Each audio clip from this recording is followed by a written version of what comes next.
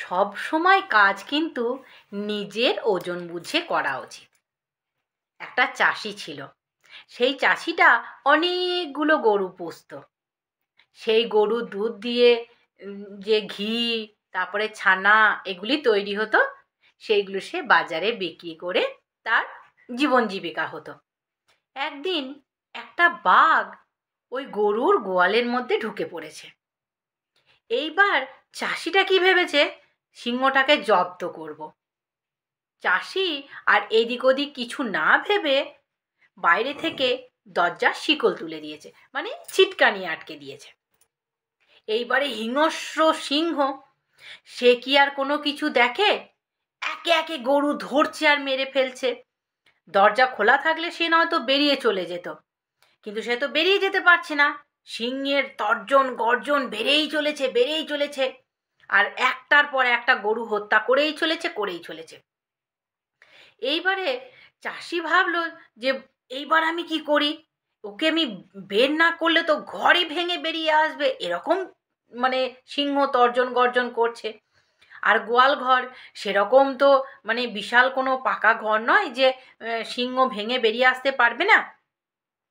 তখন কি করলো চাষিটা, ভয়ে ভয়ে গিয়ে ওই শিকলটা খুলে দিল, ছিটকেনিটা খুলে দিল, আর সিংহ দৌড়ে একটা গরু মুখে করে নিয়ে চলে গেল।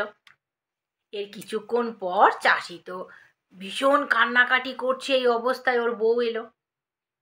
চাষির বউ এসে বলছে, হ্যাঁ গো, কি হয়েছে, তুমি এরকম কান্নাকাটি করছো কেন? আমি গিয়েছিলাম পুকুরে জল আনতে।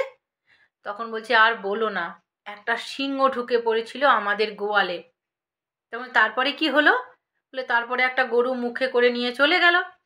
তখন চাষির বউটা বলছে, ঠিক আছে, একটা গরুই তো মুখে করে নিয়ে গেছে, বাকিগুলো তো আছে, কোনো চিন্তা নেই। তখন চাষি কাঁদতে কাঁদতে সমস্ত ঘটনা বউটাকে খুলে বলল, যে সিংহ যখন ঢুকে পড়েছিল সে বাইরে থেকে ছিটকানি লাগিয়ে দিয়েছিল, এর ফলে সিংহ প্রচণ্ড রাগা মানে তর্জন গর্জন করে সমস্ত গরু মেরে ফেলেছে। তখন বউটা বলল, ছি ছি ছি, তোমার এই বুদ্ধি হলো?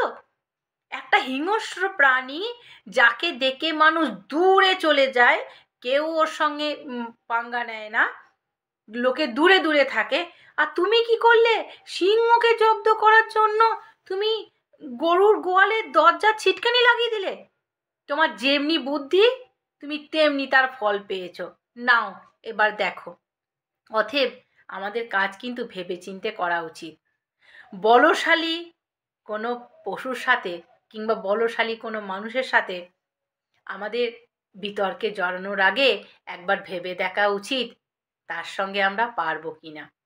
ভালো থাকবেন, সুস্থ থাকবেন, আমার সঙ্গে থাকবেন।